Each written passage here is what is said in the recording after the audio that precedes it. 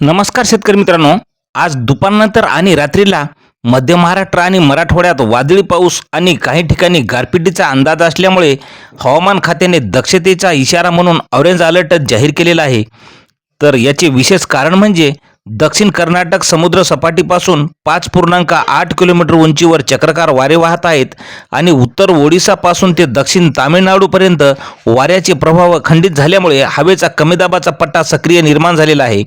तर याच हवामान प्रणालीच्या प्रभावामुळे आज दुपारनंतर तर काही भागात रात्री मध्यरात्रीला म्हणजेच मध्य महाराष्ट्रातील अहिल्यानगर, सोलापूर, मराठवाड्यामधील छत्रपती संभाजीनगर, बीड, धाराशिव, लातूर या जिल्ह्यात वादळी पाऊस आणि गारपिटीची काही भागात शक्यता असल्यामुळे दक्षतेचा इशारा म्हणून ऑरेंज अलर्ट हवामान खात्याने दिलेला आहे.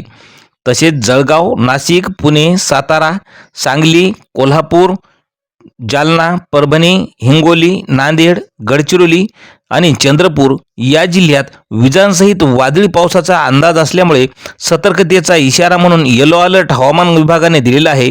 तर उर्वरित राज्यात अंशतः ढगाळ हवामानासह उन्हाचा चटका आणि उकाड्यातील वाढ कायम राहणार अशी माहिती आज भारतीय हवामानशास्त्र विभागाने वर्तवलेली आहे.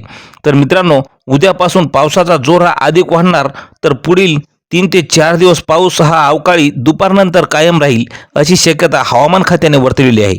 तर माहितीसाठी अशाच सबस्क्राईब करा. धन्यवाद.